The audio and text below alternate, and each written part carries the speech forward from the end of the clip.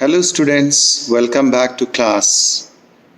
But before I begin the class, let me extend my wishes on Baisakhi. Today is 13th April, and on this occasion, I must say I wish happiness and health for you. 13th April has historical connotations as well, so far as our national struggle was concerned. Exactly 101 years ago, on the same day, 13th April 1919, there was one of the most brutal assaults on Indian people. The people who were unarmed, the people who were having a peaceful gathering to showcase their anger against a legislation. I am referring to Rowlatt Act, and the massacre was Jallianwala Bagh. But before I begin the class, let me explain you two things. There is a difference between an ordinance and an act. If you remember, from 1914 up till 1919, all the great powers of the world were fighting, and the World War I was giving jitters to the mankind. Allies powers, which included Britain, which was master of India, and India was a colony, was having very hard time facing the Germans. And to cope with those hard times, there was an ordinance promulgated so as to make the war efforts easy. The war efforts were actually required, and Indian leadership, including Gandhi, also supported British war efforts so that the evil of imperialism can be curbed. But what was astonishing was the fact that same ordinance,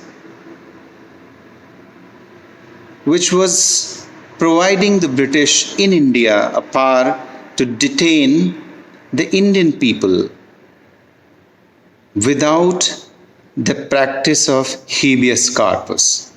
Now you can ask me, what is habeas corpus?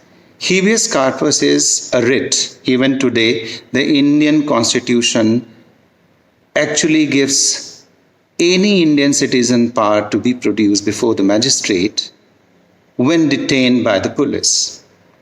So this power was taken away by that ordinance so as to make the life of the British easy so far as their World War I efforts were concerned. And Indian leaders also actually agreed upon that.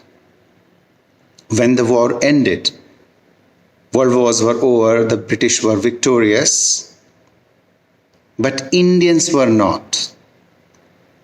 The same ordinance was now converted into a full-time act.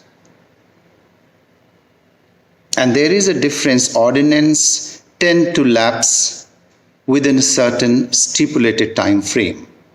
Like in today's time, an ordinance, which is a mechanism to facilitate the government in governance,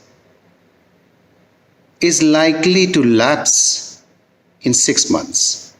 So either it requires ratification from the president or it will lapse.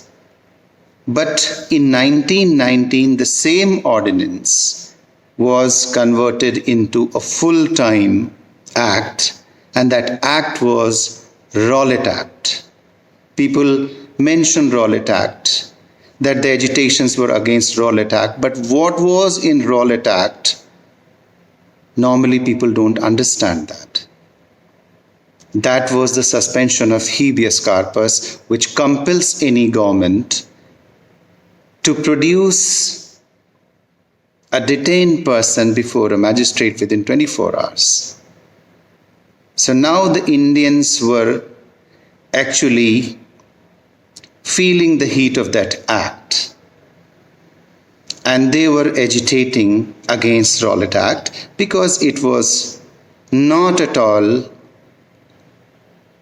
a justice to be meted out by the British to the Indians.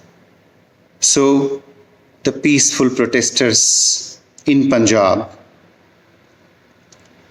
which was under two Dyers, the one Dyer, Lieutenant General, who was in charge of all those law and order in the entire Punjab, and another Dyer who was leading that small military contingent to that peaceful venue of the Punjabis, who were gathered to celebrate Baisakhi and also mark their protest against Rowlatt Act.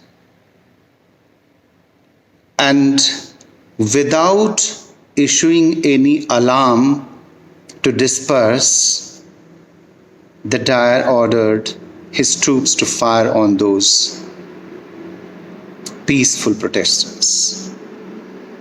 And that became one of the most atrocious acts ever recorded in colonial history anywhere in the world.